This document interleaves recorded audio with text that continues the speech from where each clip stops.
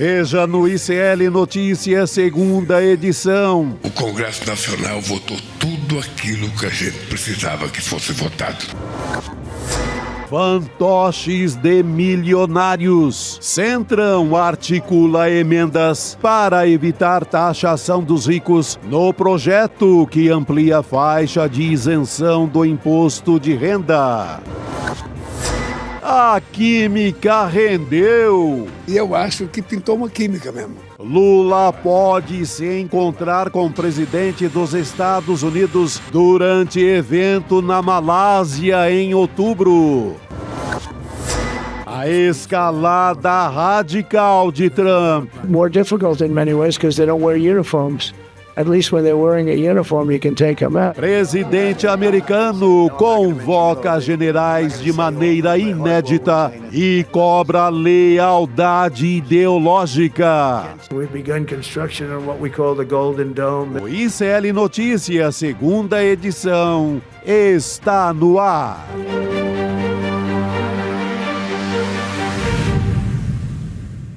Olá, boa tarde. Seja muito bem-vindo, seja muito bem-vinda. O ICL Notícias, segunda edição, está começando nesta terça-feira, dia 30 de setembro de 2025.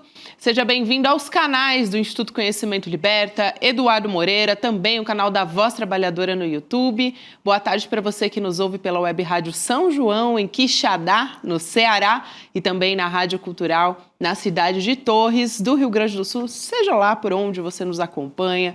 Bem-vindo à nossa mesa redonda. Chico Sá, boa tarde. Boa tarde. Confusão no mundo, né? A confusão diária do Trump, né? Todo dia ele apronta uma confusão dos infernos. E aqui o Centrão tentando segurar, tentando colocar uma pedra no caminho da melhor medida do ano, que é a isenção fiscal para quem ganha até 5 mil.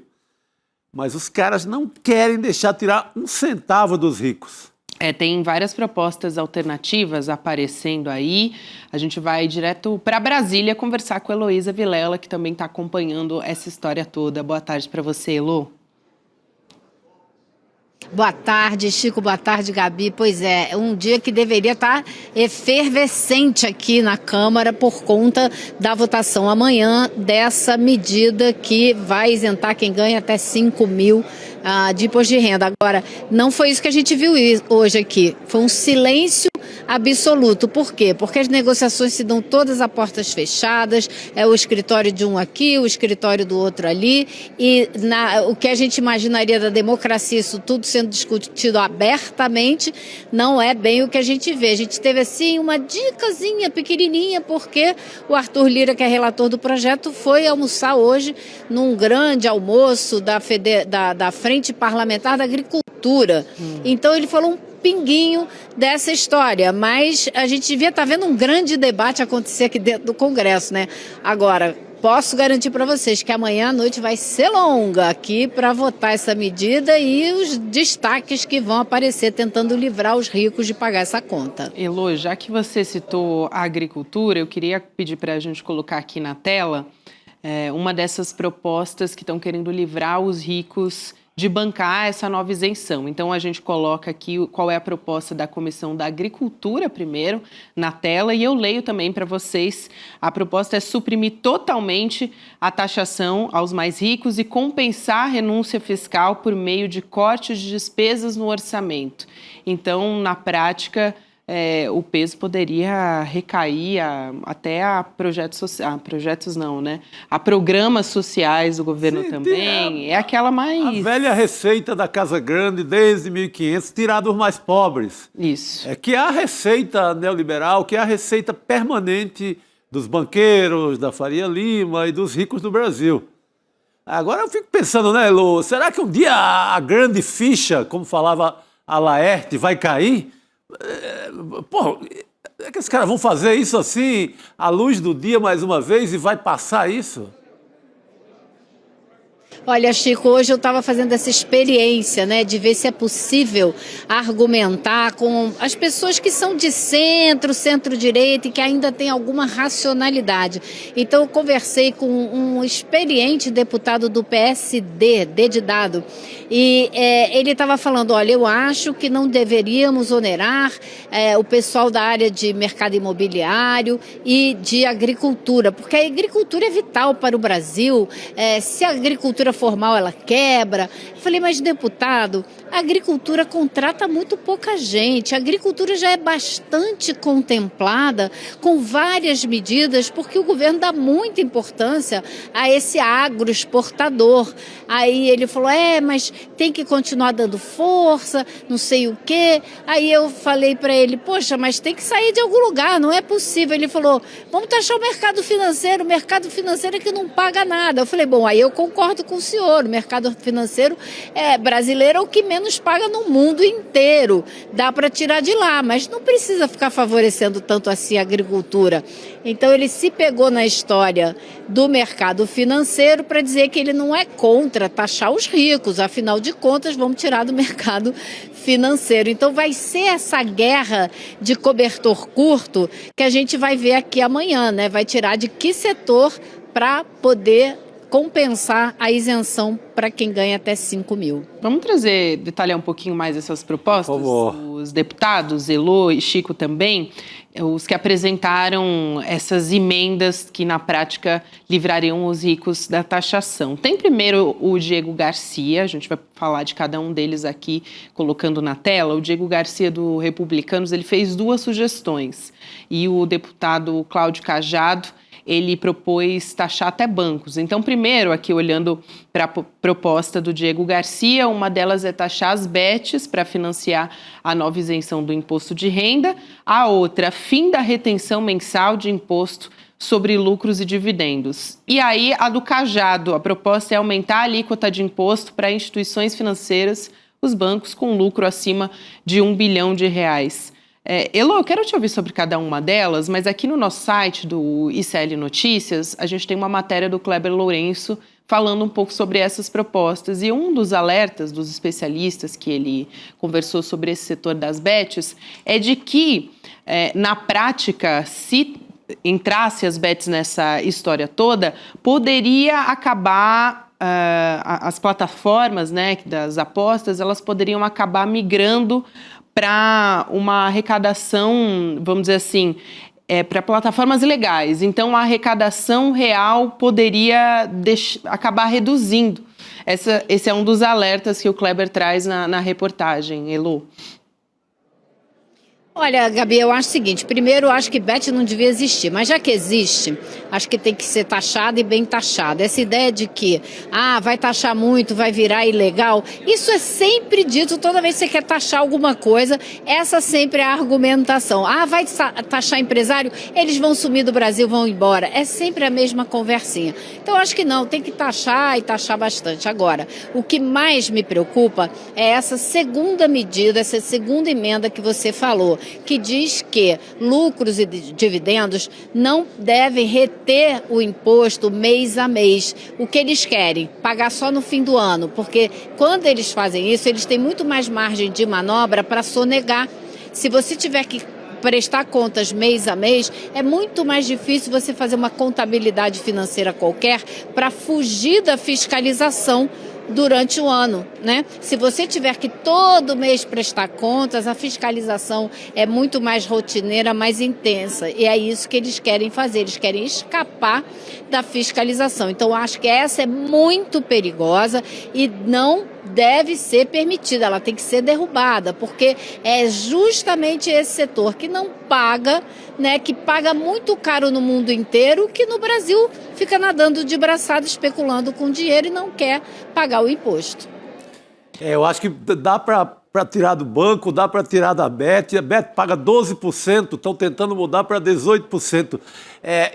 São as menores taxas do mundo. Qualquer lugar cobra para valer. França, Estados Unidos, todo mundo cobra para valer bets. Então, se o jogador vai migrar para colar, se vai ter mais bet legal, aí é outro problema. Aí discute isso depois. Mas cabe tirar de bet, cabe tirar de banco, cabe tirar da Faria Lima, só não cabe tirar de pobre, que é a proposta da Comissão de Agricultura, que é a pior das propostas. Que é a pior, que é tirar da educação, tirar de saúde, como sempre faz a direita no Brasil. Isso não, mas de bet, de banco, não tem pena nenhuma, tem que tirar 50%. Não é só 18% como querem mudar as bets. Porque isso só deixa famílias endividadas, assim, causa um mal social tremendo, dá um prejuízo gigante ao SUS, ao sistema de saúde. Então, tem que taxar mesmo esse povo para valer. Agora, o problema, Gabi, é que essa frente parlamentar da agricultura se não a maior, a mais poderosa, é uma das mais poderosas aqui no Congresso. Então, enfrentar esse pessoal, se eles estiverem bem coordenados, não vai ser fácil. Então, a briga aqui vai ser intensa amanhã. E as pessoas, a população, precisa ficar de olho, precisa saber o que está acontecendo aqui, pressionar seus deputados para que não se faça uma deturpação da ideia dessa proposta, que é justiça tributária. Quem ganha muito mais, porque não é mais não, é muito mais, pagar 10% quem ganha 1.200.000, né, reais, cara, é quem ganha muito mais, não é quem ganha mais. Então é escalonado a partir de 50 mil até chegar a 10%. Quem ganha 50 mil não vai nem pagar 10%. É uma loucura. Então, só quem ganha a partir de 1.200.000 é que vai pagar 10%. Se a gente não aprovar uma medida dessa, realmente seria, sim, um grandíssimo absurdo. E a população tem que entender esses números. Eu acho fundamental isso que a Elu aponta, porque, no fim das contas, podem até encontrar outras alternativas, né, como vocês disseram, mas por que deixar de taxar quem não paga imposto? Pelo amor de Deus. Proteger essas pessoas mais uma vez. A Bet não dá emprego a ninguém. A agricultura supera infinitamente a Bet, tem mais utilidade para o Brasil, mesmo com esse modelo louco do agronegócio todo mecanizado, emprega pouca gente. Mas em relação à Bet não emprega ninguém. Bet tem 2, 3 apertando o botão e pronto. Se fosse pelo menos cassino, daria emprego a garçom, aos funcionários para manter um cassino em andamento, movimentava turismo, etc. Mas Bet é só jogatina, é só vício para as famílias. Traz nada. Tem que taxar 50... Dá para tirar de todos esses. Sim. Dá para tirar de todos eles, né, Chico? Porque você vê o setor do agro aqui no Brasil, ele já é super contemplado com vários programas de proteção do governo. Então não é que eles estão aí coitadinhos ao Deus dará, sem nenhum tipo de apoio governamental para produzir o que eles produzem, né? Então, sabe? Então vamos colocar as coisas no devido lugar. Não tem coitadinho no agro, não tem coitadinho nas bets, não tem coitadinho na Faria Lima. Isso. O pessoal tem que entender que eles têm que participar da porcaria da sociedade brasileira e dar a sua contribuição. Senão não é justiça tributária, né, Lu? Total. Porque a gente está falando aqui de, proporcionalmente, eles pagam menos da metade do imposto de renda da classe média, por exemplo, os super ricos. Não dá para uma professora pagar mais imposto do que um barão do sistema bancário, ou um barão do agro, ou um barão das bets. Não dá. E a gente não está nem fazendo justiça tributária. A gente está tentando, com esta medida, engatinhar na direção da justiça tributária. Porque onde no mundo os milionários pagam 10%, cara? É nada. Então é o paraíso dos ricos o Brasil. Aí depois eles vão falar, não, eles vão querer sair do Brasil. Onde que eles vão querer sair do Brasil? Olha, eu escuto essa história de sair do Brasil desde que o Mário Amato, presidente da Fiesp, ainda nos anos 80, falava, mas se aumentar, os empresários do Brasil vão todos correr para fora. Até hoje não saiu ninguém. Desde os anos 1980. Então... Aqui é um paraíso, como a Elô falou. É uma mata total. Exato. Vão correr para a França, para os Estados Unidos, que vão pagar 4,50, 40, vão para a Suécia. Não vão para lugar nenhum. Aqui é que eles enganam os bestas. Exatamente. Eu quero saber também, Elô, como é que fica essa história ali para o presidente da Câmara dos Deputados, Hugo Motta. Você tem uma apuração sobre isso? Até porque ele tinha uma reunião com lideranças e, no fim das contas, ele vai acompanhar o presidente Lula em um evento. No fim das contas, eu acho que vale a pena a gente trazer aqui uma fala também do presidente Lula, fazendo uma espécie de aceno ali. Tem essa questão da relação do governo com a Câmara dos Deputados, com o Congresso, na verdade. Então, a gente traz essa fala na sequência. Quero ouvir mais detalhes sobre a sua apuração. Vamos lá. E eu não sei se na história do Brasil teve um presidente eleito presidente da República com uma bancada de apenas 70 deputados conseguisse aprovar num congresso de 513 deputados e deputadas tudo o que nós conseguimos aprovar nesses 3 anos. Eu acho que poucas vezes na história teve um governo que teve uma relação exitosa com a Câmara e com o Senado como nós tivemos aqui. Às vezes a gente tem rusgas, às vezes a gente tem divergência, mas na essência, o Congresso Nacional votou tudo aquilo que a gente precisava que fosse votado. Aqui, para quem está nos acompanhando só por áudio, né, Lô? Ele falou isso olhando diretamente para o Hugo Motta, que estava sentado junto a outros ministros, tipo a Gleisi Hoffmann. Era um evento sobre projetos relacionados ao Plano Safra, agricultura familiar. Ele estava falando olhando diretamente ali para o Hugo Motta, né, Elô? Exatamente. O Hugo Motta que não perde uma oportunidade ultimamente de ir ao Palácio do Planalto. O presidente Lula chama para qualquer tipo de cerimônia e ele vai. Ou seja, desde que as pesquisas começaram a mostrar ganhos pequenos, mas firmes e incrementais na opinião pública favorável ao presidente Lula, o Hugo Motta não tem se furtado a participar das cerimônias para as quais ele é convidado. Inclusive, hoje ele cancelou a reunião do Colégio de Líderes para poder participar dessa reunião aí. Agora, eu acho que esse recado que a gente viu o Lula dando para o Hugo Motta, olhando para ele não está falando de aprovações na Câmara presididas pelo Hugo Motta, não. Ele está falando em tudo que o governo conseguiu aprovar enquanto Lira era presidente da Câmara. Porque qual foi a grande vitória que o Hugo Motta já deu ao presidente Lula depois que foi eleito? Ele aprovou a PEC da blindagem, a PEC da bandidagem, e estava se ensaiando aí a apresentar uma proposta de anistia.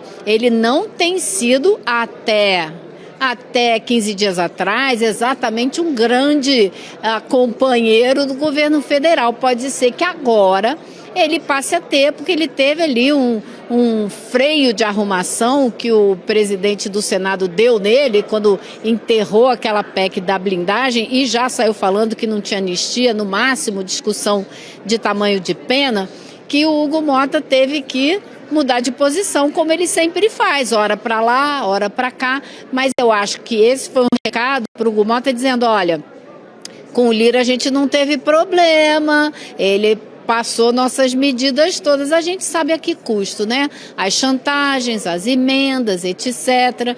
Então, eu acho que o recado foi muito mais falando do passado do que do presente, mas dando para o Hugo Motta uma ideia, né? Falar, olha só, pega a visão aqui.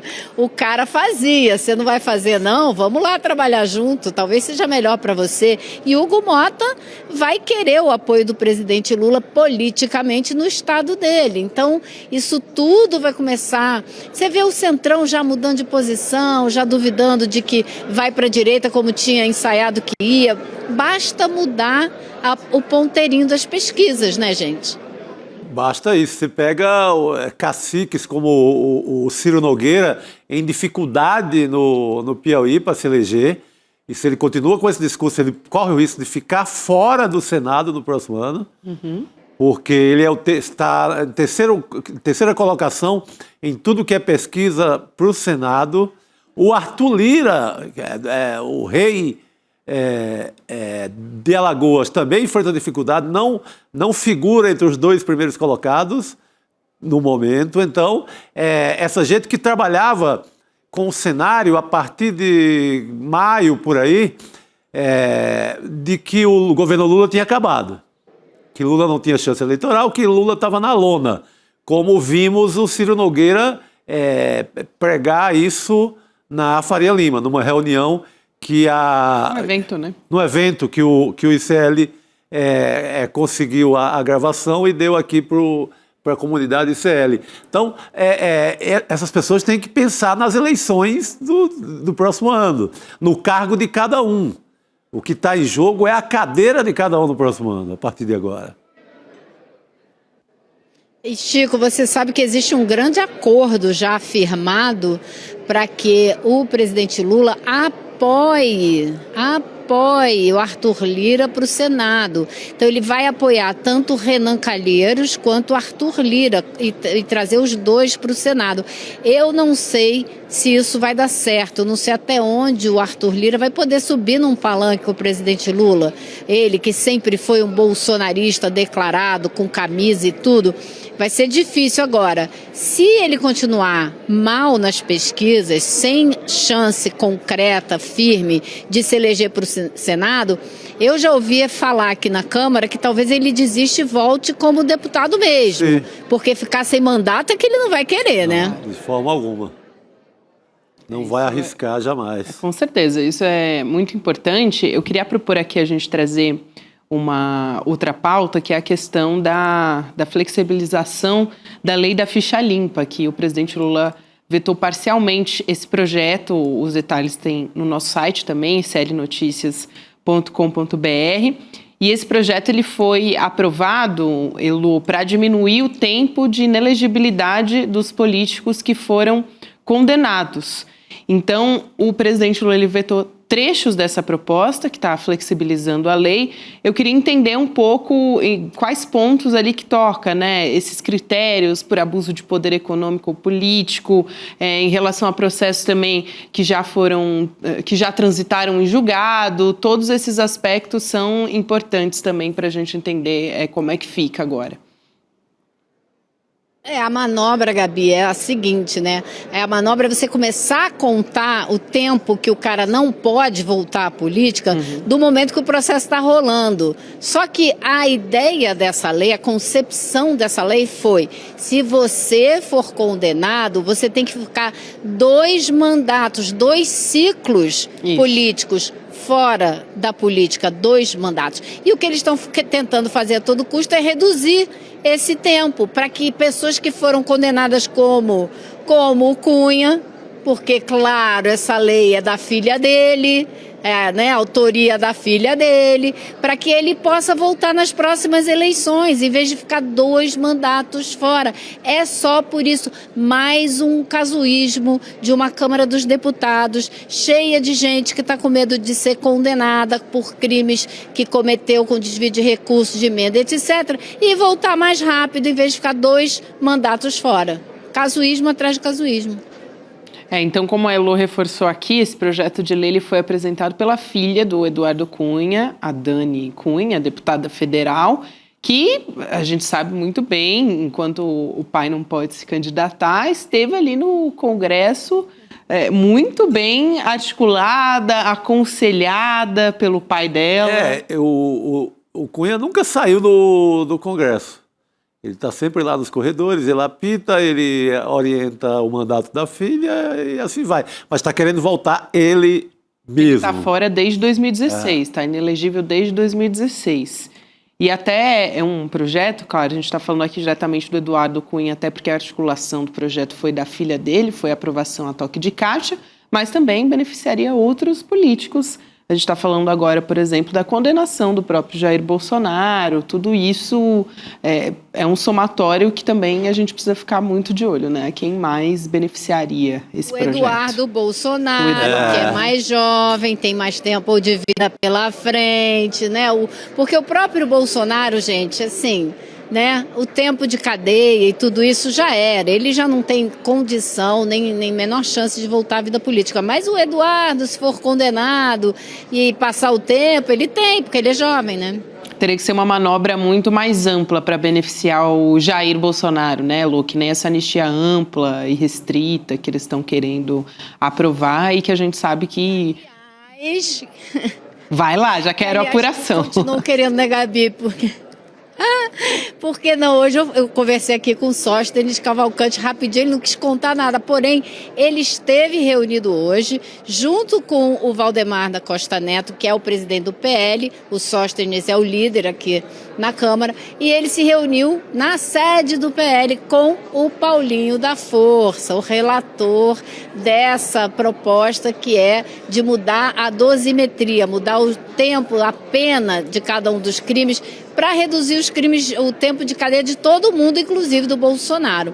E foi engraçado porque na semana passada ele fez essa reunião aqui com o pessoal do PT, né, com a bancada do PT, e saiu de lá sem nenhum voto. Hoje aconteceu a mesma coisa com o PL. Ele chegou lá, o pessoal do PL disse, a gente só quer se for uma anistia ampla para incluir todo mundo, inclusive o Bolsonaro, claro, senão a gente não está interessado. E ele, não, é dosimetria, então tá bom, acabou a reunião, eles desceram em 15 minutos. Então, não tem conversa. Eu acho que essa proposta subiu no telhado. Acho que dançou, viu? Que era uma proposta indecente, né? Que começa com um trio para lá de suspeito, com o próprio Paulinho da Força, o Temer e o Aécio Neves. Pelo amor de Deus, né? Só assombração. Só assombração, não dá, né, Chico? Não. Só fantasma, socorro, né? Pelo amor de Deus. Vamos falar. Elô, aproveita a sua presença aqui para também trazer... Como tem muita coisa acontecendo lá em Brasília, tem notícia que às vezes acaba até passando batido, né? Mas tem a CPMI do INSS que continua e a gente teve até gente presa em flagrante, que foi o presidente da Conafer, o Carlos Roberto Ferreira Lopes. Pois é, e ele estava prestando depoimento, cerca de 9 horas até de depoimento, isso é importante. Ele pagou fiança, foi solto, mas a gente tem as imagens aqui, a gente vai colocar. O presidente da comissão, o senador Carlos Viana, ele disse que o Lopes mentiu ao colegiado, ocultando informações e tentando também convencer os parlamentares de que as operações da Conafer estavam todas dentro da legalidade, que eram regulares. E o crime apontado pelo Carlos Viana, né, por Carlos Viana, o senador, foi de falsidade ideológica. Então a gente tem o trecho do momento dessa prisão. Vamos assistir. Em nome dos aposentados, das viúvas, dos órfãos brasileiros, decreto a prisão em flagrante do depoente pelo crime de falso testemunho. Determino à Polícia Legislativa que proceda imediatamente à condução do preso, com todas as garantias constitucionais, comunicando-se à autoridade judicial competente. E afirmo diante do Brasil: o senhor está preso em nome dos aposentados, das viúvas e dos órfãos do nosso Brasil. Quem rouba aposentado, rouba do nosso país, dos brasileiros. E aqui quem mente paga o preço. Peço à Polícia Legislativa que cumpra a determinação. Aí, Elô. Cena pra internet, né, Gabi? Cena pra campanha, cena direto. pra internet. Cena pra campanha. Aliás, em porque, CPMI não gente, falta. isso é uma palhaçada, na verdade. Isso é uma palhaçada, porque a Polícia Federal já apurou isso tudo, tá lá na frente, investigando esse caso. Essa CPMI é uma bobagem, é um palco político, é um circo político. Agora, a Conafer e esse representante da Conafer com certeza mentiu sim, porque perguntaram a ele sobre transferências de dinheiro para a conta dele, ele disse que não tinha, e aí eles apresentam os documentos que a Polícia Federal já levantou, né, gente? Não foi a CPMI que levantou. E essa Conafer, entre 2019 e 2024, o volume de descontos de aposentados que ela passou a operar subiu de 6,6 milhões para 40 milhões, 6 milhões e 600 mil para 40 milhões em 19 para 24 em 5 anos. Só isso. Olha que loucura. E o que a Polícia Federal descobriu? Que em muitos casos eles falsificaram certidão de nascimento, carteira de identidade, falsificaram, criaram pessoas fictícias que não existiam para dar os descontos para essas pessoas, entendeu? Criaram clientes, criaram participantes da Conafer que nunca existiram para poder pegar os descontos do INSS. Então, assim, agora isso tudo a Polícia Federal já levantou. Elô, a gente vai continuar acompanhando essa história aqui também. Obrigada por todo o seu trabalho em Brasília. Muita coisa para a gente discutir só em meia hora de participação da Elô aqui. Meu Deus, que cardápio. Valeu, querida. A gente se vê em breve. Não liga não, porque amanhã vai até tarde aqui com o Imposto de Renda, tá? Amanhã, 11 horas, meia-noite, no barato. Pelo menos vamos falar do que interessa amanhã. Amanhã é a grande pauta. É isso aí, o que a gente estava esperando. Valeu, Elô, então, bom pessoal. trabalho. Boa noite. Boa noite, querida. Obrigado. Chamar Rodrigo Viana também para participar aqui junto com a gente. Por favor. Não deu tempo de eu esquentar a cadeirinha Não aqui. deu tempo. Tem uma cadeira tão boa aqui, né? Você é titular, você não é jogador de banco, não, rapaz.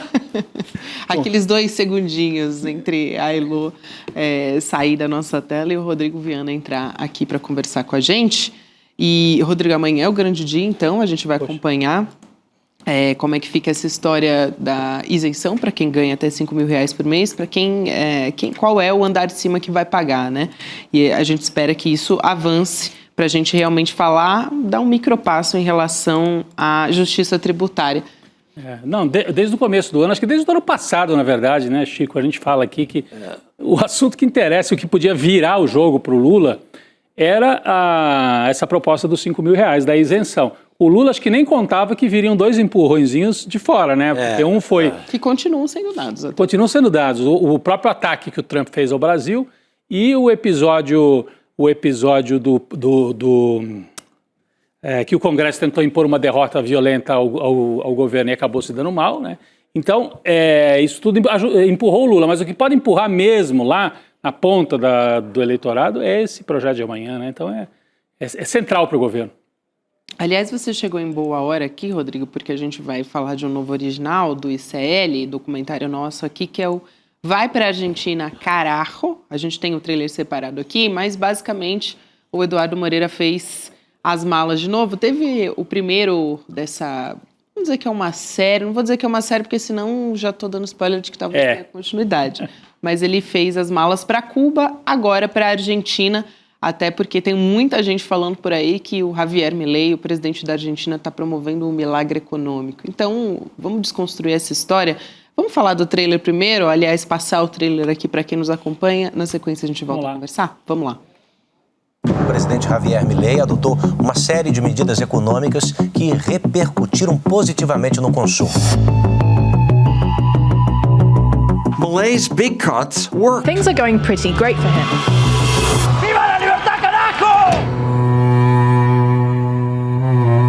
Encuentra un país insatisfecho, empobrecido, y ahí aparece como el Mesías. Estamos frente al fin de esa aberración llamada la justicia social.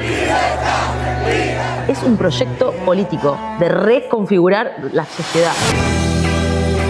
Nunca hubo un momento tan terrible como el que padece la Argentina bajo Javier Milei. Estamos hablando de despidos masivos. Lo que es la capital de Buenos Aires sí hay trabajo, pero en la provincia no hay. Este gobierno no tiene contemplación con cada trabajador. Los medios internacionales dicen que Milei está recuperando la economía en la Argentina. Está recuperando la economía para cierto sector que no es el nuestro. Hay mucha más gente viviendo en la calle. El pueblo va a defender al pueblo. ¿Cómo hacemos para oponerse a esta tragedia del gobierno de Javier Milei? ¡Milei, basura, por la dictadura! ¡Soy verdugo de los jubilados! Hay que seguir apostando a la calle y a la desobediencia civil.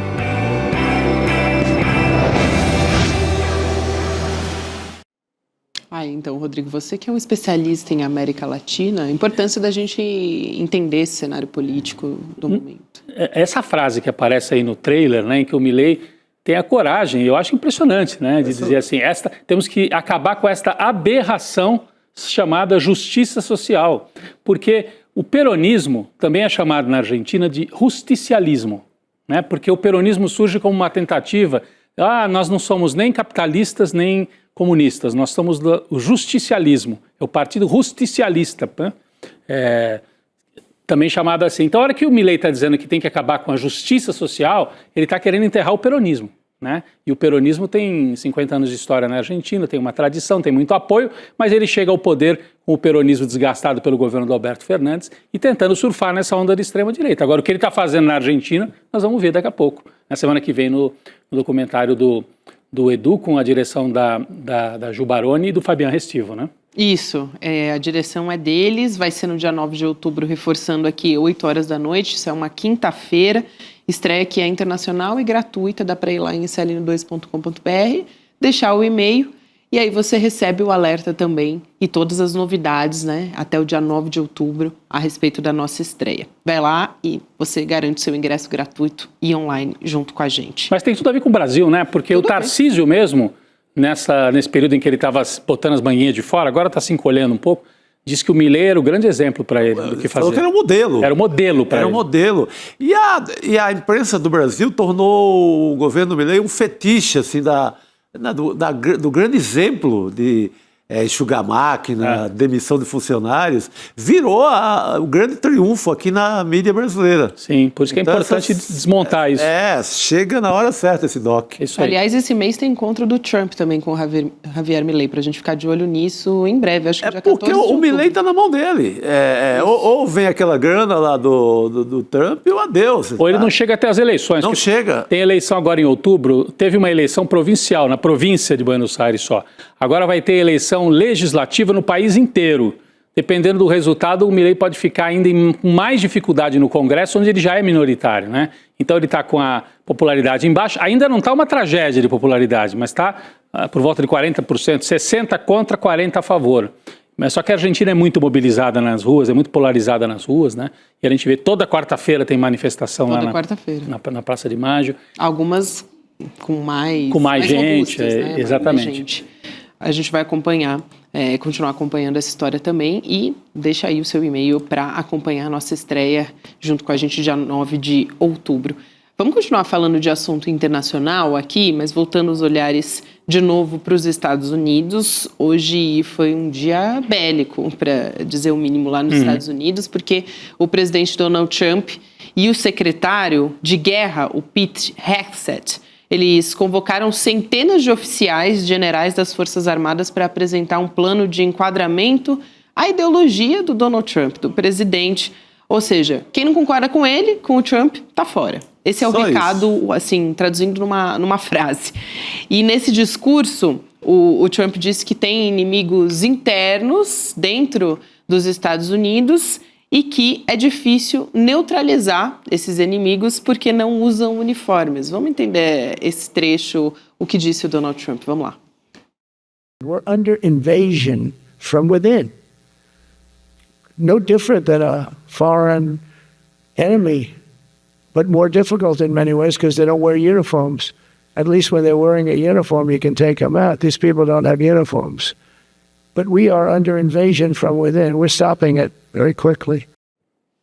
Vamos chamar o Jamil Chad para falar com a gente sobre esse assunto, também outros desdobramentos ali do governo Donald Trump. Jamil, boa tarde para você. Boa tarde. Boa tarde, bom estar aqui com vocês todos.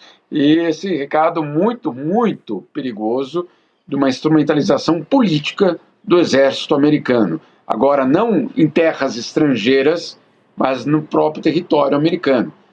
Isso é absolutamente de dar arrepios, esse discurso de hoje, o próprio Hegseth, a própria transformação da Secretaria do Departamento de Defesa em Departamento de Guerra. Guerra contra quem exatamente? E aí a gente vai descobrindo que a guerra não é apenas fora, é uma guerra interna contra esses inimigos. E a gente sabe que a extrema-direita adora, Rodrigo, criar os inimigos internos até para justificar, e ainda, obviamente, tem toda a questão da imigração apresentada como a ameaça, como a invasão. É um momento muito, muito dramático. E para completar só, Gabi, perdão por essa introdução, há um elemento fundamental que a gente precisa lembrar, que em 2021, na invasão do Capitólio, faltou um elemento ali, para aquilo ali funcionar, para aquilo ali ir adiante. Justamente as Forças Armadas. As Forças Armadas que viraram para Donald Trump e disseram: não contem conosco, nós não fazemos parte, basicamente, dessa tentativa de golpe ou de derrubada ou de questionamento do sistema político americano. O que nós estamos vendo a partir de agora nos Estados Unidos, na verdade, já desde o início desse segundo mandato de Donald Trump, é uma tentativa deliberada de politizar as Forças Armadas, politizando não apenas nos seus, eu diria, objetivos, escolher os imigrantes, etc., mas também submetê-las a uma ideologia. E isso é extremamente perigoso. Nós já estamos vendo tropas em várias cidades americanas, sob a justificativa falsa, vamos deixar aqui muito claro, a justificativa falsa de combater o crime organizado nessas cidades, algumas cidades que sequer contam com índices elevados de criminalidade, e agora esse discurso, tanto do Hegseth como do Donald Trump, sinalizando que o governo americano quer os generais submetidos a uma ideologia. Isso lembra muito o discurso das ditaduras latino-americanas, né? Muito. Do inimigo interno, aqui, Argentina, Brasil, Chile, Uruguai, adotavam justamente esse discurso. Você usava as Forças Armadas, que teoricamente são para evitar a invasão do país, para reprimir o inimigo que estava aqui dentro, né? Até nesse caso é neutralizar, né, Rodrigo? O que é neutralizar nas palavras do Donald Trump? Mas é justamente isso. Você cria o inimigo interno e passa a usar as Forças Armadas para dentro. É um processo autofágico, é um processo de destruição social. Por isso que já tem gente se referindo ao Trump e ao governo dele, não como um governo, mas como um regime novo nos Estados Unidos, né? Ele vai impondo uma lógica nova que não respeita isso que o Jamil falou. Ele tentou, né, puxar os militares para aquele momento ali do Capitólio, e os militares falaram: não é a tradição, não embarcaram. O que ele quer agora é enquadrar para numa próxima eles estarem juntos. Isso que é perigosíssimo. Está colado, não. E o ataque é qualquer grupo. Segundo ele, o discurso dele é muito na linha, os inimigos de fora a gente sabe porque tem um uniforme diferente e a gente sabe onde atacar. O interno é mais difícil porque está em trajes civis, ou seja, qualquer grupo agora é alvo preferencial, né? Se falar espanhol, tiver a pele um pouco mais escura. Meu Deus a Deus. Português também, mas mais o espanhol ali, né? Outro dia eu vi uma cena impressionante, a ICE, né, andando pela rua e tem um rapaz entregando comida de bicicleta. O cara dá um drible ali de bicicleta. Aí os soldados estão ali para fazer uma outra coisa e escutam o cara que entregar a comida falando, acho que com sotaque, né? E aí saem correndo atrás dele, ele dá um perdido nos... Mas é isso, é um vale-tudo, virou um vale-tudo absurdo. É isso. Agora, eu não estou mais nos Estados Unidos, mas eu já adianto aqui. Se isso acontecer, os distribuidores de comida de iFoods e etc., essas empresas quebram. Eu não vi em um ano nos Estados Unidos nenhum americano entregando absolutamente nada. Nada. Então, eu fico imaginando, esse serviço deixará de existir nos Estados Unidos. Ou então terá vamos dizer assim, outra característica. Só para completar na questão do Exército, tem um outro elemento que a gente precisa colocar vamos dizer assim, dentro desse processo. O que fez Donald Trump logo que assumiu o governo? Ele criou uma espécie de comitê de personalidades do setor militar, né? Claro, todos eles aliados ao trumpismo, e esse comitê seria o responsável por avaliar o comportamento de generais. Olha só, Rodrigo. Ou seja, será que aquele general é realmente leal ao governo? Será que não tem algum tipo de desvio daquela pessoa ou daquele grupo, justamente para enquadrar, essa foi a palavra que vocês usaram, enquadrar aqueles que talvez não estejam dentro do movimento MAGA. Quando a Kamala Harris perde a eleição, ela faz um discurso e ela faz um alerta. A lealdade dos americanos não pode ser ao presidente. Essa lealdade precisa ser à Constituição americana.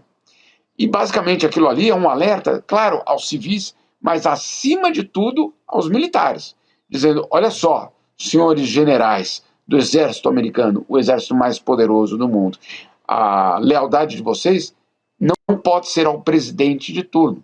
A lealdade de vocês precisa ser à Constituição americana. Esse é um grande momento de desafio de tudo isso. Isso, e também acho que muita gente com a expectativa aqui da análise do Jamil sobre essa proposta do Donald Trump e do Benjamin Netanyahu também para Gaza. Aliás, hoje, antes da gente começar detalhando a história, né, Jamil, uma publicação muito popular na imprensa foi o Donald Trump dizendo que se ele não ganhar o Nobel da Paz, vai ser um insulto para os Estados Unidos. Vocês viram isso? Meu Deus do céu. Teve essa também, logo depois de apresentar essa proposta. Mas ontem essa proposta foi apresentada, foi uma coletiva de imprensa, os dois falaram. E você pontuou muito bem, Jamil, na sua coluna lá no UOL, falando que teve uma parte ali que não foi considerada ao prever esse acordo, vamos dizer assim, para um cessar-fogo, que são os palestinos, uma parte muito importante desse genocídio. Pequeno detalhe. Um detalhe. 7 milhões de palestinos. Exatamente. Então, essa proposta aqui, só para dar um resumo, mas o Jamil vai poder falar muito melhor do que eu, dessa proposta do governo dos Estados Unidos, prevendo um acordo internacional e temporário, que eles estão chamando de Conselho de Paz. E depois dessa pacificação, teoricamente, aí o controle de Gaza seria cedido para a autoridade palestina, que, aliás, também falou na sexta-feira na Assembleia da ONU, remotamente, porque ele não tem visto, né, o presidente da autoridade palestina para falar na Assembleia. E o Tony Blair, britânico, vai estar também, né, ele seria o líder dessa cúpula. Eu queria que você detalhasse um pouco, até porque você, Jamil, também fala sobre isso, né, que os britânicos lá atrás abriram espaço para a criação de um Estado judaico há mais de 100 anos. Então, isso é história também, e as autoridades palestinas não foram consultadas à época. Não foram consultadas há 108 anos e, mais uma vez, agora não são consultadas.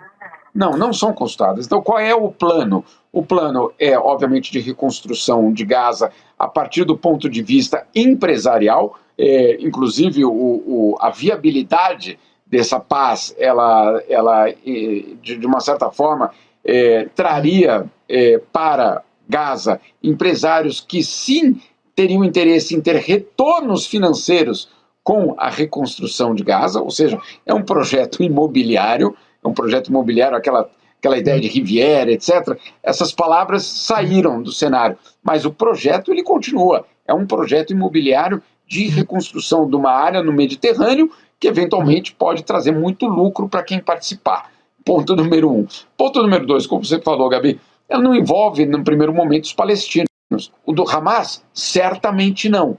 Mas nós não estamos falando do Hamas, nós estamos falando da autoridade palestina, do presidente da autoridade palestina, Mahmoud Abbas, e nenhum outro palestino faria parte dessa transição. Aí você pergunta, não, calma aí, e aonde que eles entrariam nessa história? Apenas num segundo momento, caso, obviamente, essa transição aconteça dentro de uma estrutura que, obviamente, Netanyahu e Trump estariam de acordo, mas tem uma outra condição. A outra condição é que a autoridade palestina se reforme. Agora, o que é a reforma da autoridade palestina? Que é prevista ali. Olha, vocês podem voltar a assumir Gaza se vocês passarem por uma reforma. Entre os vários pontos dessa reforma está abandonar todas as denúncias contra Netanyahu nos tribunais internacionais. Denúncias de crimes de guerra, denúncias de genocídio e de crimes contra a humanidade. Então, para os palestinos participarem do futuro de Gaza, eles terão de abandonar, basicamente, o pedido por justiça por 66 mil mortos, pelo menos por enquanto. Ou seja, qual é o plano? Anistia para Benjamin Netanyahu. Os palestinos só terão controle sobre Gaza, eventualmente no futuro, se Netanyahu for perdoado, se houver anistia geral, absolutamente geral, não só para Netanyahu, mas obviamente para o seu ministro da Defesa, etc., sobre todos os crimes cometidos em Gaza. Olha, eu não sei como descrever isso, eu fico imaginando a população palestina pensando, puxa, então valeu a pena, né, o genocídio, valeu a pena eu ter cometido tudo isso, porque no final das contas, isso aqui vai virar um empreendimento imobiliário liderado pelo próprio Trump e pelo Ocidente europeu, vamos dizer assim, ligado ao Tony Blair, vai gerar muito dinheiro para alguns. Nós, palestinos, eventualmente podemos ficar aqui no território sob a condição de que a gente engula ou entube o que aconteceu aqui durante 3 anos. Eu não sei, eu tenho colocado nas minhas matérias a plano de paz, eu coloco entre aspas, porque eu não consigo entender como alguém pode vender essa história como um plano de paz. Isso é uma imposição, isso é um ultimato, isso é, eventualmente, desmontar qualquer ideia de um Estado palestino soberano, né? Se você pode, depois de 3 anos, de 66 mil mortos, um genocídio já dito pela... Não sou eu, não é o adjetivo genocídio, é o termo legal a partir da comissão de inquérito da ONU, que chegou à constatação de que sim, existe um genocídio sendo cometido. Não sou eu que estou... o Jamil acha que tem um genocídio. Não. Comissão de inquérito da ONU, liderada pela Navi Pillay. Navi Pillay é uma juíza sul-africana, que foi a mesma que julgou, basicamente, o genocídio em Ruanda. Olha só, é a mesma pessoa, não é outra pessoa, é a mesma pessoa que julgou Ruanda. Agora chegou à constatação de que em Gaza há um genocídio. Essa pessoa está dizendo, genocídio, perdão, esse plano agora está dizendo, isso tudo que aconteceu, nós vamos enterrar junto com os escombros de Gaza e reconstruir o que eles estão chamando de Nova Gaza. A Nova Gaza, obviamente, ela vem, entre outras coisas, com uma anistia para Netanyahu. Nova Gaza, e se o Hamas disser não, ou a própria autoridade palestina, aí ficam com ônus. Disseram não, é aceitar ou aceitar. Aí se disser não, destruição total. É destruição total, porque agora tem um argumento. A gente apresentou um plano, vocês não aceitaram? Vamos partir para a eliminação completa. Então, com a condição do desarmamento, várias condições impostas ali ao Hamas. Né? Isso, então assim, é um momento, mais um momento dramático na história dos palestinos, né? É uma situação realmente... Nova Gaza, que história é essa de Nova Gaza, gente? Isso aí parece nome de padaria, enfim, entendeu? É Gaza, assim, você não... E batizaram de fora para dentro, é um projeto colonialista, totalmente colonial, né, de imposição. O Tony Blair no comando, assim, o imperador, né? O imperador Tony Blair. O Império Britânico lá, olhando, fiscalizando. É um sintoma de decadência. Olha, perdão, sobre Tony Blair, perdão, eu acho que às vezes a gente perde quem é Tony Blair no Oriente Médio. Tony Blair no Oriente Médio é o sinônimo do cachorrinho do George W. Bush, na época da guerra no Iraque. Tony Blair foi o único líder internacional naquele momento, há 20 anos, que apoiou, basicamente, a invasão do Iraque, vocês se lembram. Ele é sinônimo no Oriente Médio de traição, obviamente, de ter uma relação extremamente ruim com os países árabes, né? Porque tudo aquilo que aconteceu no Iraque, e aqui não é uma defesa de Saddam Hussein, ninguém em sã consciência defenderia Saddam Hussein, não é isso. Mas o que aconteceu no Iraque com a queda de Saddam Hussein foi, obviamente, um desastre. Foram e são basicamente 20 anos de instabilidade, um caos no Oriente Médio gerado justamente por aquela decisão de George W. Bush apoiada por Tony Blair. Esse é a pessoa que agora vai reconstruir Gaza. Chega a ser uma piada, né, de mau gosto. Como Tony Blair nessa posição é desconhecer, ou pelo menos conhecendo, ir lá e fazer uma provocação aos árabes, né, basicamente dizendo, olha, depois do Iraque, depois de Afeganistão, nós vamos pegar aquela mesma pessoa que já é acusada, inclusive no Reino Unido, de ser basicamente um lacaio, basicamente, dos americanos, agora também para administrar Gaza. E é muito curioso, eu não sei se vocês tiveram oportunidade de ler o projeto, ele descreve como seria esse comitê, esse conselho de administração de Gaza, Donald Trump e Tony Blair, e aí depois ali, empresários.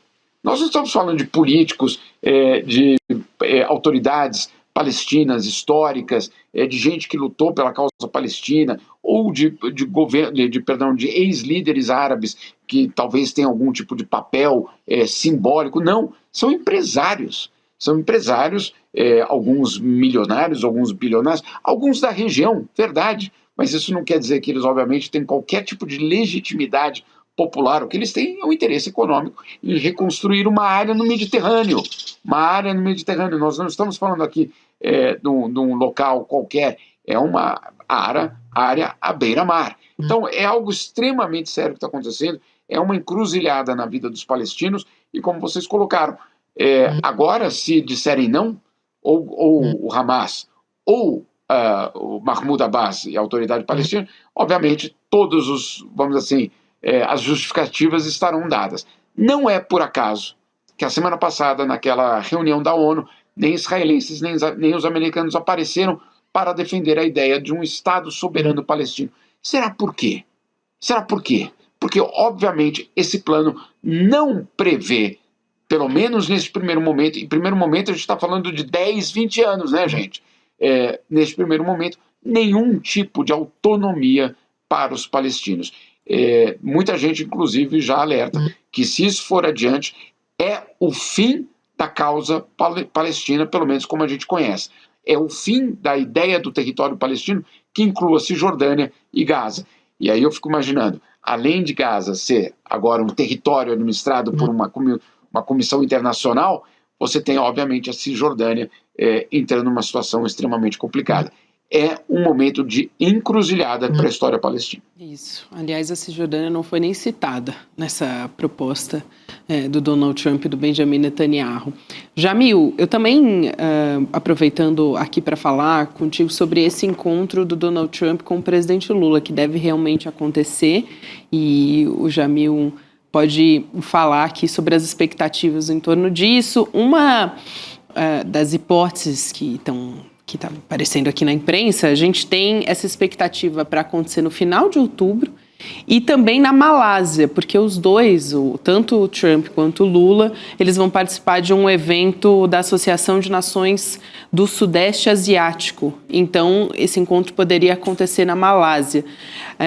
E a diplomacia brasileira, ainda que ela acredite que a cidade de Kuala Lumpur é considerado um território neutro para essas duas lideranças se encontrarem, a ideia é que os líderes se falem por telefone antes. Então, parece que o termômetro ali do Itamaraty também vai estar em alerta nesse momento, nesse encontro, primeiro por telefone, depois, eventualmente, em Kuala Lumpur. Na Malásia, né, Chico?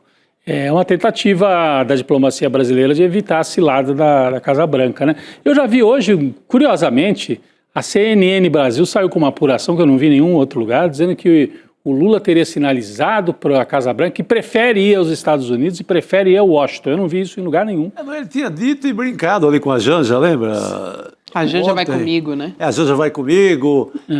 Tinha citado ali, assim, dando a entender que seria nos Estados Unidos.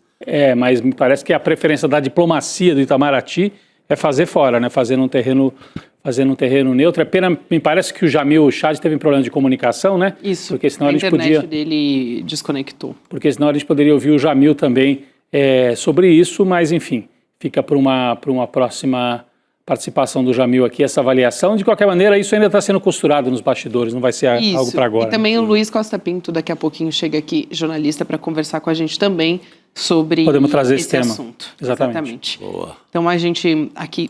também tem uma outra notícia, ainda falando do Donald Trump, né? Sobre o tarifaço imposto pelo Trump, tem uma nova fase. Toda hora tem uma novidade. Hoje tem uma assinatura do Donald Trump sobre uma nova ordem executiva dele para elevar o preço sobre madeira e móveis também. Então, produtos como madeira bruta e serrada vão ter um adicional de 10%, e armários de cozinha, gabinete de banheiro e móveis estofados vão receber 25%, à medida que afeta diversos países, inclusive a gente, aqui no Brasil também. Então, mais uma fase do tarifaço do Donald Trump que nos afeta. E ironicamente pega um setor muito bolsonarista, que esse setor ligado à madeira, no sul, tipo, né? De construção, Santa Catarina principalmente. Santa Catarina e Rio Grande do Sul. Assim, é radicalmente bolsonarista. Tomara que tenha mudado, né? Depois desses acontecimentos todos. E é um setor que gera emprego, né? Porque ainda usa bastante mão de obra na produção. É um setor que gera emprego. tomara que tenha entendido que não é legal, que não é bom para o país ter lá um embaixador lutando contra o país, como o Eduardo Bolsonaro tem feito até agora. Pois é, e a gente espera que com consequências em breve, no entorno disso. Agora, chamando aqui para depois do N2, você continuar com a gente, para o Precisamos Conversar, que começa às 7 horas da noite. Hoje, a pauta principal é a química entre Trump e Lula. Será? A gente estava falando agora há pouco sobre esse encontro. Esse encontro partiu de uma declaração do Trump na Assembleia da ONU, logo depois que falou o presidente Lula naquele encontro ali nos bastidores de segundos, eles se cumprimentaram e aí o Trump disse que pintou uma química, pintou um clima com o presidente Lula. É uma química ajudada ali pela diplomacia, né? Pelo Geraldo Alckmin, vice-presidente, que a gente dizem que é o Joesley Batista, que tem muitos negócios, que fez um grande investimento na campanha do Trump, que tem uma certa moral por lá. Esse povo todo, junto ao borogodó do Lula, que o bicho tem charme mesmo, deu nisso aí. Deu nisso. Então é uma das pautas, né? Essa é uma das pautas, vai falar também sobre a J.K. Rowling, autora de Harry Potter, escritora, e também as divergências que ela tem com a atriz Emma Watson. Tem vários casos de falas transfóbicas da J.K. Rowling. Essa aí endoidou de vez, né, cara? Ela consegue construir uma bela fantasia, assim, que fez leitores no mundo inteiro, despertou, criou, inclusive, uma geração de leitores no Brasil. Eu mesma. Uma geração de leitores. Eu ia dizer que eu lia para os meus filhos mais velhos. Eu fui essa... Importantíssimo. Fiz parte dessa... Criou muitos leitores no mundo inteiro, mas virou xarope agora. Virou xarope. Pelo amor de Deus. Sou mais o Harry Potter. É uma fala absurda atrás da outra. Sou mais a Emma Watson. Também. Mas é mais uma...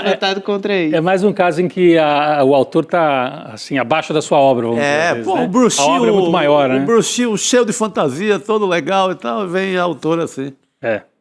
Aí a outra pauta é o caso da Brigitte Macron, a primeira-dama francesa, que se tornou alvo de fake news da extrema-direita. Então, ela vai falar sobre isso. Também ela precisa provar na justiça que é uma mulher cis. Uma coisa absurda. A extrema-direita francesa indo por esse caminho também da sexualidade. É o que eles sabem fazer, né? É isso. Então, icl.com.br/precisamos conversar para você entrar no grupo de WhatsApp e ficar por dentro de todas as conversas que a gente vai ter aqui no Precisamos. 7 horas você vai ficar na companhia da Juliana Baroni, a Sucena, a Márcia Tiburi e também da Sara Zara, nessa terça-feira.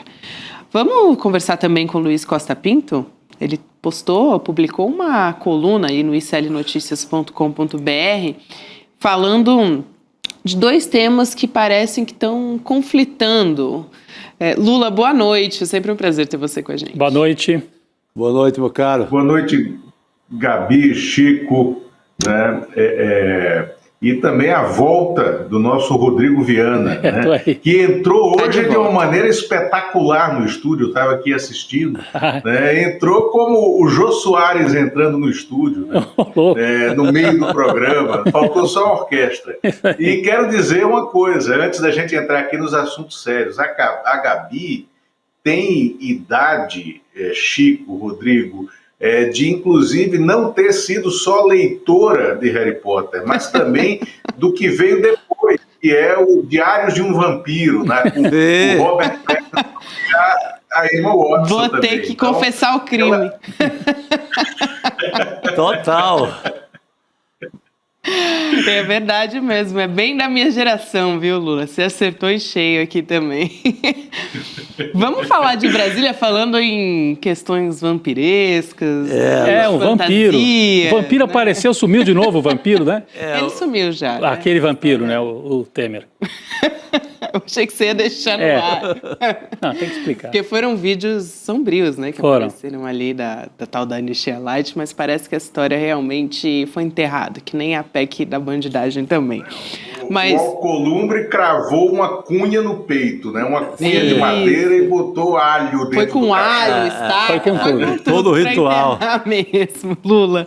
Agora, você estava dizendo nesse artigo que todo mundo pode ler, eu recomendo muitíssimo, no iclnoticias.com.br, o Lula tem uma coluna no nosso site, e falando sobre esse momento, esse clima institucional que a gente vive agora em 2025, que é o melhor que Brasília vive desde 2016. Só que tem uma questão aí já que tá... Porque aqui não tem amenidade, assim, não tem tranquilidade no Brasil. Então o roteirista já está preparando um novo capítulo que vem aí com a data marcada para o ministro Flávio Dino do Supremo Tribunal Federal ter essa audiência de contextualização sobre o orçamento secreto. Então, acho que muito parlamentar vai ficar de cabelo em pé a partir dessa data que já foi marcada, né, Lula? Exatamente. Então, ótimo, vamos juntar as duas coisas, porque quando eu falei no primeiro artigo do clima, do ambiente institucional, é o que a gente viu ontem na posse, né, do Edson Fachin e do Alexandre de Moraes como presidente e vice do Supremo Tribunal Federal pelos próximos 2 anos. Na Praça dos Três Poderes não havia nenhum tipo de protesto. Ao contrário, eles foram até a porta do tribunal, do salão principal, a porta envidraçada, que foi quebrada pelos golpistas de 8 de janeiro, receber quem estava chegando pela rampa, não pela rampa lateral, como aconteceu na posse do Zanin, como aconteceu na posse do Flávio Dino, quando existia um clima pesado. Eles foram para a rampa frontal, que fica diante do Palácio do Planalto, ao lado do Congresso Nacional. Então, era Brasília funcionando. O Alexandre de Moraes fez uma piada com o presidente Lula, uma piada com o Yuri Alberto, inclusive. Disse, e o Yuri Alberto, hein, que no dia anterior, no domingo, tinha perdido aquele pênalti bizarro, né, de cavadinha contra o Flamengo. A gente viu o presidente Lula cochichando com o Hugo Mota. Então, esse é o clima institucional. E o Flávio Dino está fazendo as instituições funcionarem. Ele marcou uma sessão importantíssima, que chama uma audiência de acompanhamento da ação direta de preceito, de se fere ou não preceitos fundamentais, né, uma DPF pedida, aberta pelo PSOL, né, e essa ação, essa audiência terá como convocados para o debate, além do PSOL, que é o proponente, né, o Senado Federal, a Câmara dos Deputados e a Procuradoria-Geral da República e a Advocacia-Geral da União. E ele convidou explicitamente os presidentes, né, do Tribunal de Contas da União, convidou o ministro-chefe da CGU, né, convidou os presidentes do Banco do Brasil, da Caixa Econômica e do Banco do Nordeste para estarem presentes e abriu a possibilidade de que outros partidos políticos se apresentem como amigos da causa, amigos da corte, para entrar nesse debate. É um debate onde vai se discutir e formar a opinião do tribunal sobre emendas PIX, emendas impositivas e orçamento secreto. As 3 coisas, a trinca de problemas que o Brasil comprou desde 2015, quando Eduardo Cunha foi presidente da Câmara dos Deputados e criou essa inovação que mudou de vez a política, deixando que presidentes da República ficassem reféns de congressos extremamente conservadores. Ô Lula, me parece interessante essa leitura que você faz, me parece não, com certeza é interessante. Quer dizer, o Supremo, depois de certa maneira, limpar o terreno em relação ao bolsonarismo, que é quer dizer, você tem 2 polos ali de instabilidade no Brasil. O bolsonarismo golpista, esse condenado através do Jair Bolsonaro, dos generais e tal. Agora tem que limpar o terreno do outro foco de instabilidade, que é o orçamento secreto, que é uma deturpação do funcionamento do legislativo, que vem, como você já citou aí, de Eduardo Cunha, Arthur Lira, e desagou no mais fraco dos 3, que é o Hugo Mota. Então, talvez seja o melhor momento para enfrentar o orçamento secreto, porque ele está na mão, está sob comando, supostamente, de um líder fraco. O Hugo Mota não tem se mostrado um líder habilidoso, muito diferente do Arthur Lira. Uma coisa era bater de frente com o orçamento secreto, tendo o Arthur Lira do outro lado. Então você tem o momento do Flávio Dino fazer agora esse ataque institucional, de maneira institucional, com a Constituição, não é um ataque assim político, é um ataque jurídico ao descalabro do orçamento secreto, mas politicamente é um bom momento para isso, porque o Hugo Mota, vocês até citaram aqui no começo do programa, ele nunca foi... O Lula ligou, ele corre para o Palácio. Né? Hoje mesmo já foi de novo, porque ele sentiu que ele está fraco. Né? E o Arthur Lira, que é a eminência parda, correndo o risco de não poder nem ser candidato ao Senado em Alagoas. Então você tem uma conjuntura favorável, talvez, não digo que seja fácil, é um trabalho pesado. Mas é um bom momento. É um bom momento para começar a desmontar o orçamento secreto, né, Chico? Sim. Que é uma deturpação do parlamento brasileiro nos últimos 8 anos. No mínimo para estabelecer um modelo. Vamos cá, botar aqui no papel. Emenda PIX, como é que vai ser? Pode, não pode? Vai criar-se um modelo definitivo. O Dino propõe isso. Exato. Resolve essa parada. E aí não é uma coisa monocrática dele, né? Ouvindo especialistas, ouvindo... Ele está chamando os bancos, né, que pagam lá no final da ponta, que mexe com esses orçamentos. Então, mecanismos de transparência, né? A gente viu, por exemplo, em Santa Catarina, Rodrigo, Chico e Lula também, que está nos acompanhando, emendas PIX, assim, milhões. Você vê tem 3 cidades ali, é um triângulo de cidades que juntas somam pouco menos de 50 mil habitantes. Então, assim, são cidades muito pequenas que receberam emendas PIX de 11 milhões de reais. Essas nem entraram naquele pedido de suspensão do Flávio Dino, né? Foram outras cidades, mas ele certamente está observando isso também, e é nesse sentido. A suspensão que ele já pediu daqueles 700 milhões, né, Lula, são justamente casos em que há suspeita de corrupção, enfim.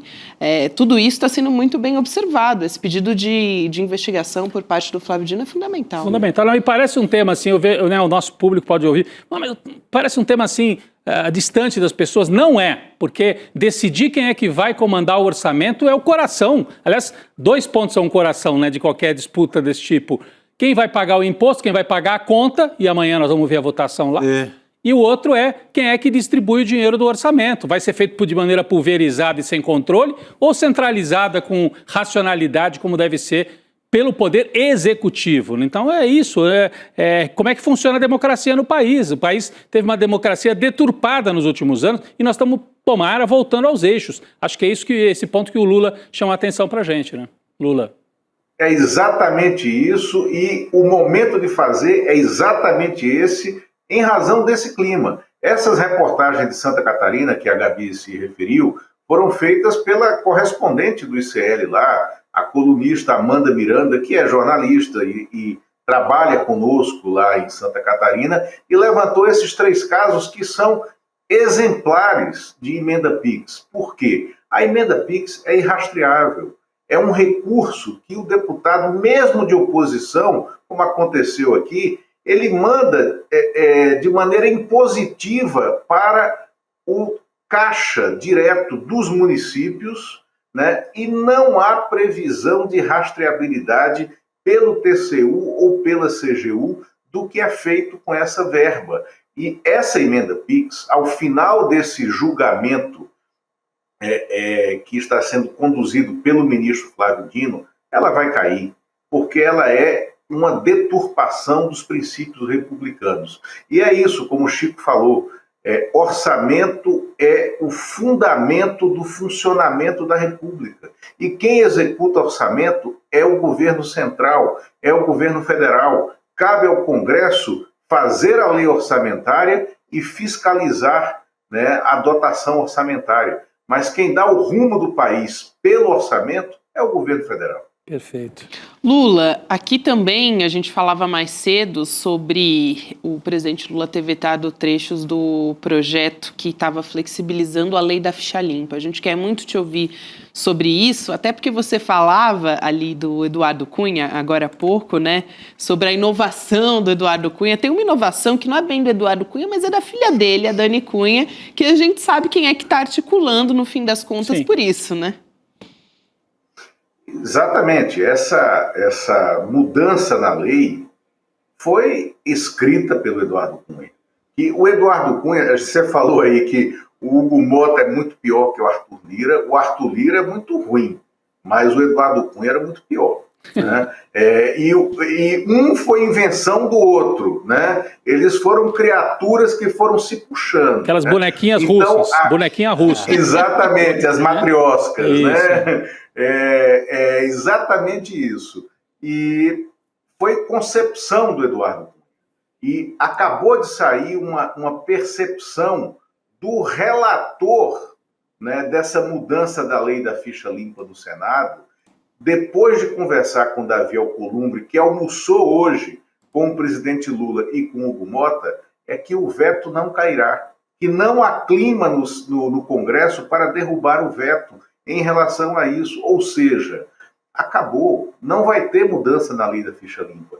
E eu, inclusive, no domingo, eu recebi um WhatsApp aqui já da estrutura de campanha do, imaginem, José Roberto Arruda, que é um raro político que teve 2 oportunidades de se reconstruir pessoalmente, depois de ter sido caçado e tal, e ele queimou a largada nas 2, ele decepcionou o povo nas 2, foi o primeiro governador da história do Brasil a ser preso no cargo, né? Saiu da residência oficial de Águas Claras preso, né? O Arruda estava se preparando, no domingo ele mandou um vídeo de campanha de 1 minuto e 15 segundos, já dizendo que estava de volta, tal, o povo quer dizer para onde ele ia concorrer, ele pretendia concorrer ao Senado aqui pelo Distrito Federal, com chances de se eleger, ou à Câmara dos Deputados. E, pasme, há, né, um pedaço da esquerda, do PT, aqui no Distrito Federal, que imaginava que era possível compor com Arruda, né, para derrotar o outro lado, o bolsonarismo. Ou seja, essas composições já estavam sendo pensadas. Era o caso do Eduardo Cunha. O Eduardo Cunha, ele transferiu toda a base eleitoral dele para Uberlândia, terra do Fábio Panunzio, né? E ele estava pretendendo ser candidato a deputado federal por Uberlândia. Ele construiu em Uberlândia toda uma base eleitoral junto com igrejas de denominação evangélica, neopentecostais, né? E ele tem uma entrada muito grande com o pessoal do Progressistas, né?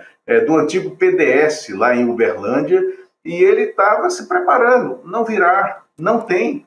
Então, Arruda, Eduardo Cunha, né? Não tem, acabou, né? Não voltarão, porque estão na fase de depuração da lei da ficha limpa, que foi um advento que nos ajudou a separar joio de trigo na política. É isso. Muito bom. É importante. Agora, você vê como eles estavam indo na espreita, né? Essa operação toda de retomada do poder pelo Centrão, e eles quebraram a cara, né? Eles estavam no meio da operação, quando derrubaram o IOF ali, eles estavam num ataque total para fazer um retorno triunfal, com um monte de malvadezas. Estavam preparando campanha já, né? Tinha peças, assim, ainda... aquelas primeiras peças, mas já estavam se reapresentando ao Distrito Público. E aí foram abatidos em pleno voo.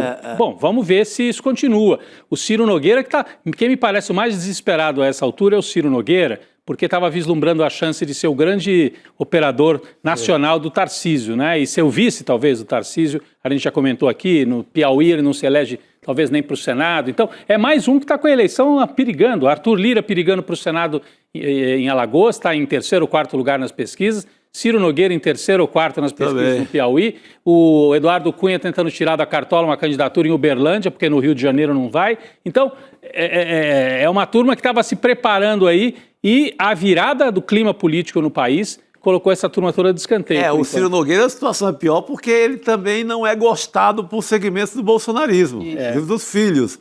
Então basta ali um WhatsApp, uma corrente feroz ali, faltando 2 dias para a eleição. Nem para deputado ele ganha.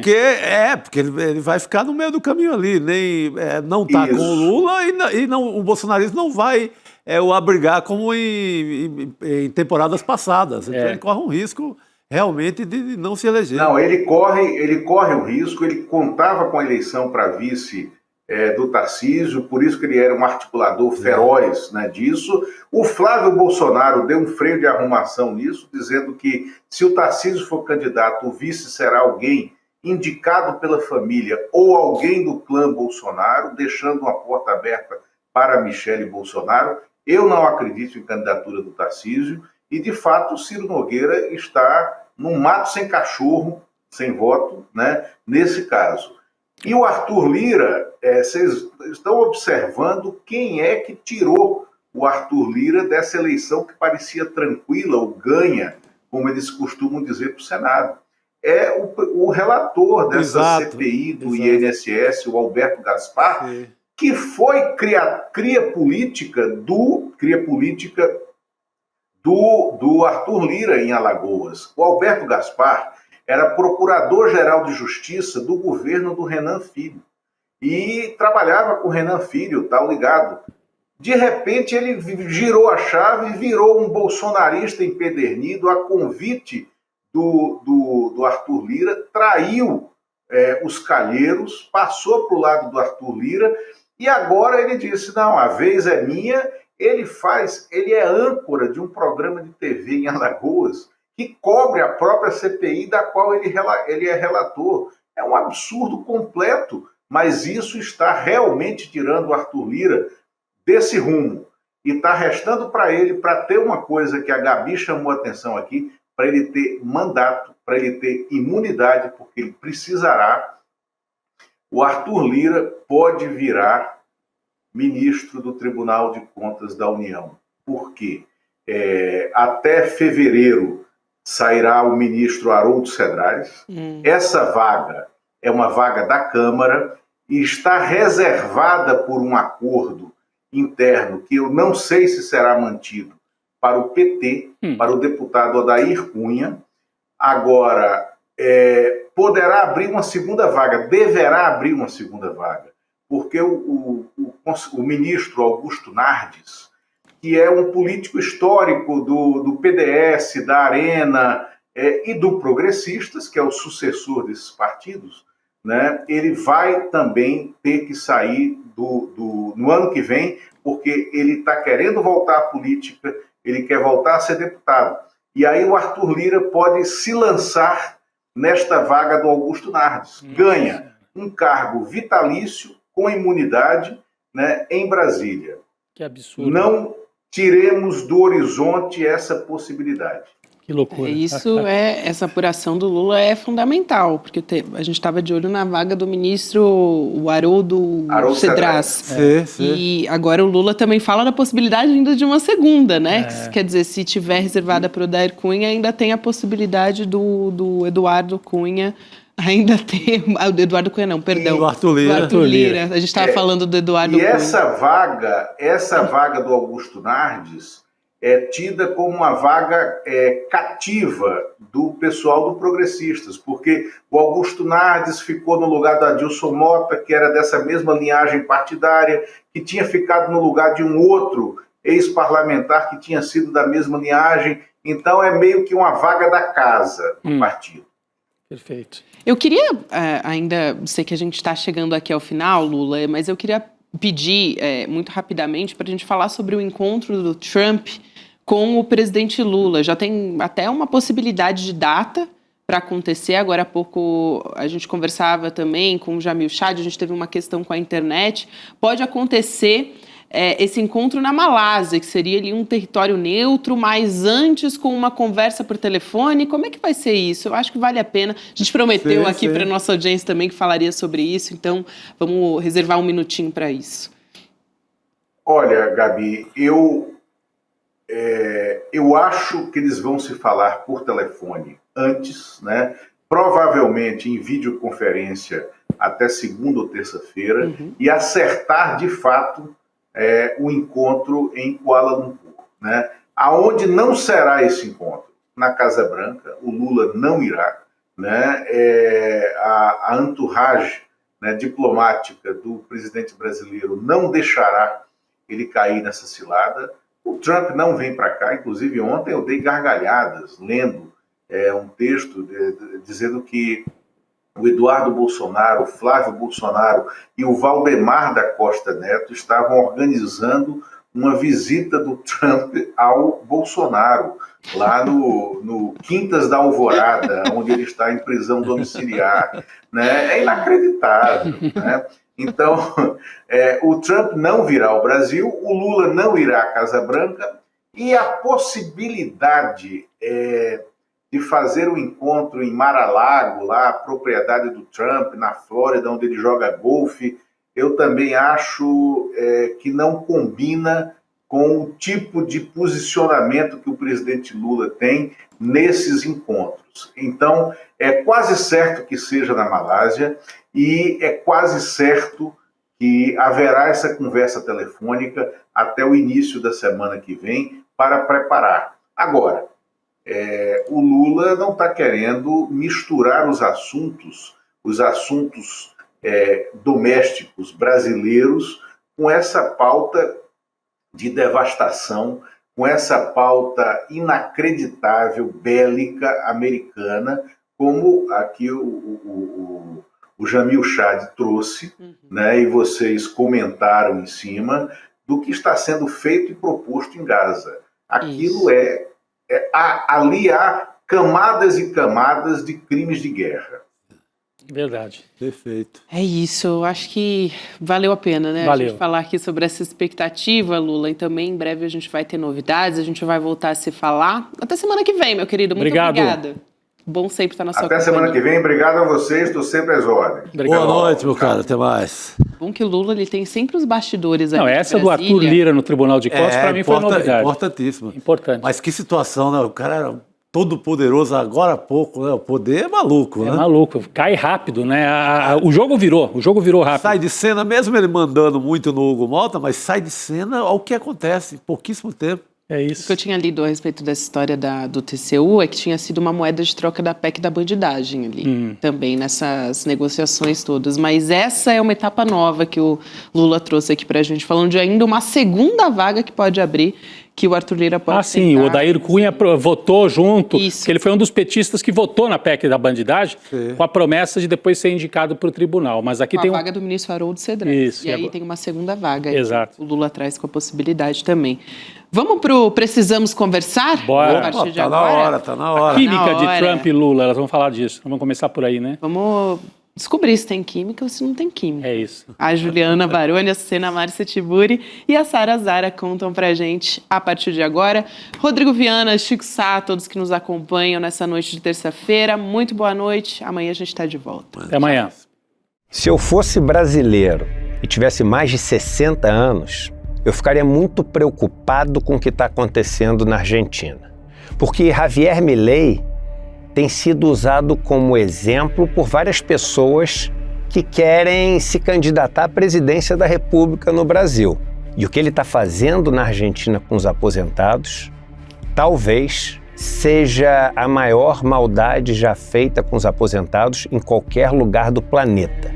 Esse é um dos assuntos que a gente comenta no nosso novo documentário Vai pra Argentina, Carajo, que a gente vai exibir aqui no ICL gratuitamente no dia 9 de outubro, uma quinta-feira, às 8 horas da noite. Se você tem o interesse de entender o que está acontecendo lá, não perca esse documentário. E no dia 9 a gente se encontra. Você sabia que todos os nossos programas estão no Spotify? A notícia não pode parar e agora você pode acompanhar todos os nossos programas onde e quando quiser. Siga nossos canais no Spotify e tenha acesso ao Chico Pinheiro Entrevista, Desperta ICL, Rolê e muito mais. ICL no Spotify. Informação que te acompanha.